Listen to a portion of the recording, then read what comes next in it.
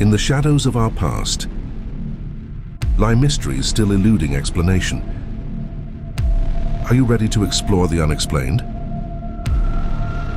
Brace yourselves for the journeys of a lifetime.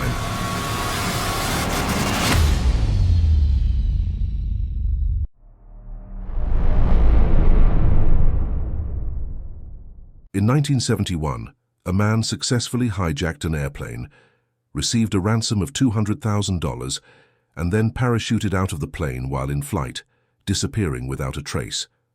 The name of this man was D.B. Cooper, and this case remains the only unsolved commercial airplane hijacking. The man who called himself Dan Cooper, later known as D.B. Cooper, purchased a one-way plane ticket from Portland to Seattle. Witnesses described him as an average businessman in his 40s, dressed in a black suit and carrying a black attaché case. During the flight on a Boeing aircraft, he ordered bourbon and soda and smoked cigarettes.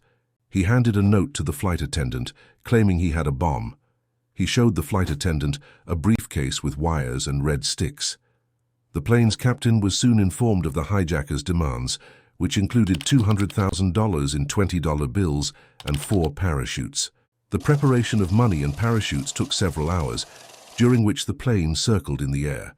After landing in Seattle, 36 passengers and 2 crew members left the plane in exchange for the ransom.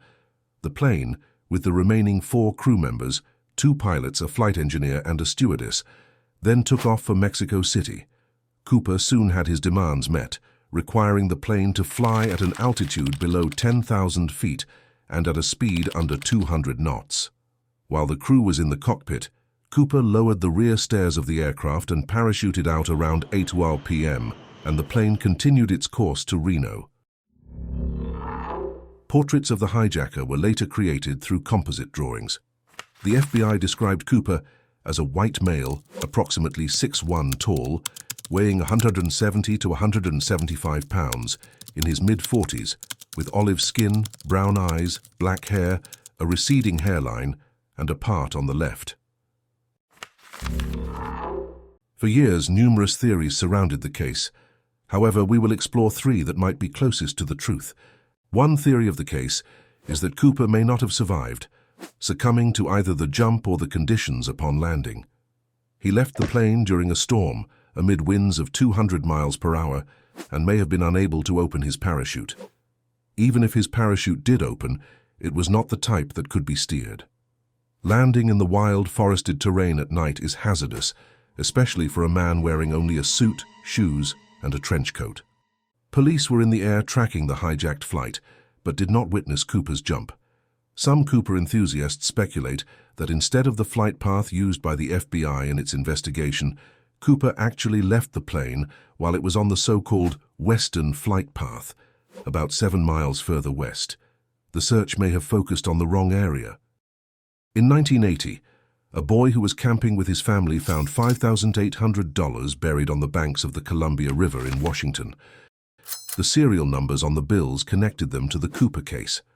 However, the location of this discovery was several miles away from the predicted jump zone in Ariel. A search was conducted in that area, but no other evidence was found. None of Cooper's ransom money has ever been found in circulation.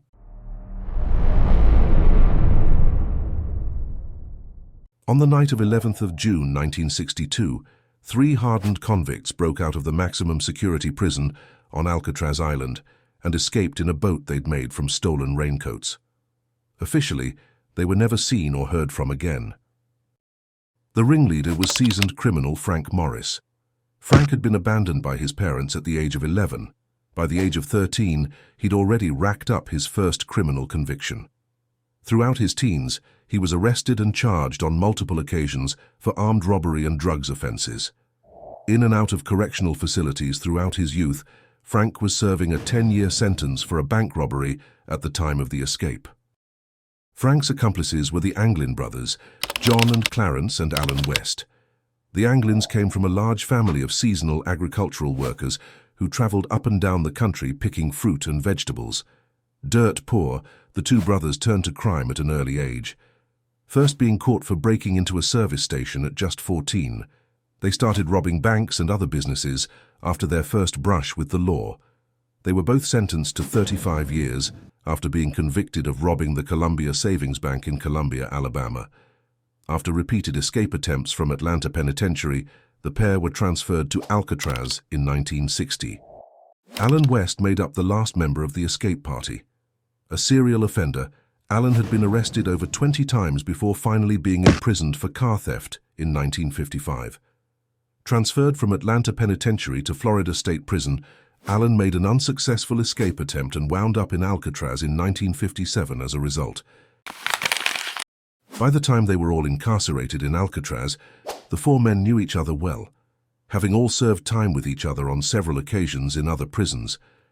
After they were all placed in adjoining cells where they could talk at night, they hatched a plan to escape. Under the leadership of Morris, the four men planned to tunnel through the walls of their cells, build a raft and escape the island by sea.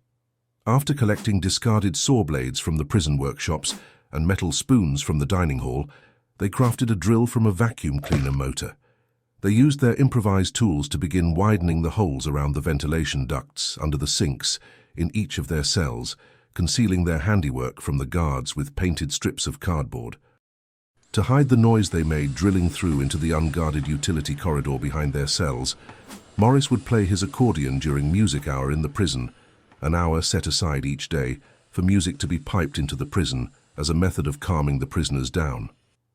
Once they could fit through the holes, the men set up a makeshift workshop in the empty top level of their cell block. Here they made the raft they would use to escape, as well as a set of life jackets. The raft and the jackets were made from stolen and donated raincoats, carefully stitched together and sealed by melting the rubber on the hot pipes in their workshop. When it came to covering up their absence when they were in their workshop, the men ingeniously constructed papier-mâché versions of their heads from soap, dust, toilet paper, and toothpaste. The heads were made to look realistic with paint from the maintenance workshop and real human hair collected from the floor of the prison barbershop. They were placed on the prisoners' pillows, while clothes and towels were stuffed under their blankets in the shape of their bodies. Any guard looking in would see them sound asleep in their beds, when in fact they were up on the top level building a 6x14-foot rubber raft and paddles from scraps of wood and stolen screws. Finally, on the night of 11th of June 1962, the raft was ready, and it was time to initiate the plan. West's hopes of escaping were quickly scuppered when he realized the cement he'd used to reinforce the concrete around the vent had hardened, preventing him from getting through the hole he'd made. By the time he'd managed to widen the hole again, his accomplices had gone. He went back to bed.